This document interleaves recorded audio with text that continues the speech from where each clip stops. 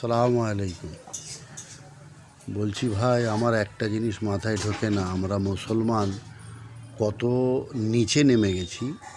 আমি মানছি একটা মানুষের একটা মানুষকে সহযোগিতা করতে হয়, সাহারা করতে হয়, সাহারা করা একান্তই দরকার এবং সহযোগিতা করা খুবই ভালো।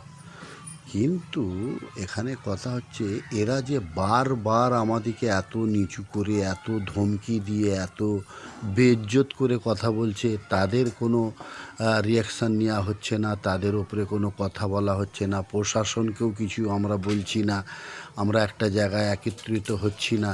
এটা কেমন ধারার কথা যে ওরা আমাদিকে, আমরা নাকি রামকে মানি, ভগবাকে মানি, আমরা ভয়ে ওদের কাছে যাচ্ছি, আমরা আমাদের নিজেকে আত্মসমর্পণ করছি ওদের কাছে, যার ফলে আমরা পাঞ্জাবে মানুষের এত লক্ষ লক্ষ টাকা খরচা করে তাদের সহযোগিতা করছি শুধুমাত্র আমাদের ধর্মকে বাঁচানোর জন্য। আরে ওরা আমরা ধর্মকে বাঁচানোর কে?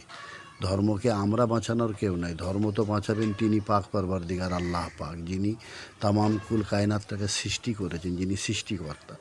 কিন্তু এখানে কথা হচ্ছে, আমরা বারবার তাদের সহযোগিতা করে যাচ্ছি, তারা আমাদের বউ বেটি, আমাদের ভাইয়ের দিকে, আমাদের আত্মীয় স্বজন দিকে এইভাবে করে মারধর, জায়গায় জায়গায় প্রায় জায়গাতেই দেখা যাচ্ছে যে এইভাবে করে মুসলমানদের উপরে অত্যাচার করছে। তারপরেও আমরা কি করে তাদের সহযোগিতা করি? আর একটা মুসলিম গরিবকে সহযোগিতা করুন না, কার ঘর নেই, কার বাড়ি নেই, কার থাকার জায়গা নেই, প্রশাসনের কাছে দ্বারস্থ হন যে প্রশাসন কেনই বা আমাদেরকে সহযোগিতা করছে না, কি ব্যাপার আছে, তাহলে বলুক, আমরা নিজেরা নিজেদের জীবন নিয়ে নেব, আল্লাহকে জানাবো যে আমরা তো ভারতবর্ষে টিকতে পারছি না। আর নচেত ইসলামের প্রতি যারা এরকম করছে তার জন্য একটা কোনো রিয়াকশান নেওয়া একান্তই প্রয়োজন, একান্তই প্রয়োজন।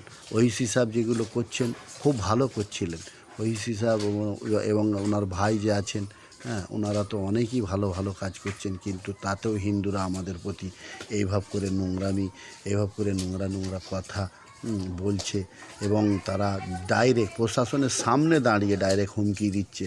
সেই হুমকিগুলো আমাদেরকে মাথা পেতে মেনে নিতে হচ্ছে কেন, কিসের জন্য?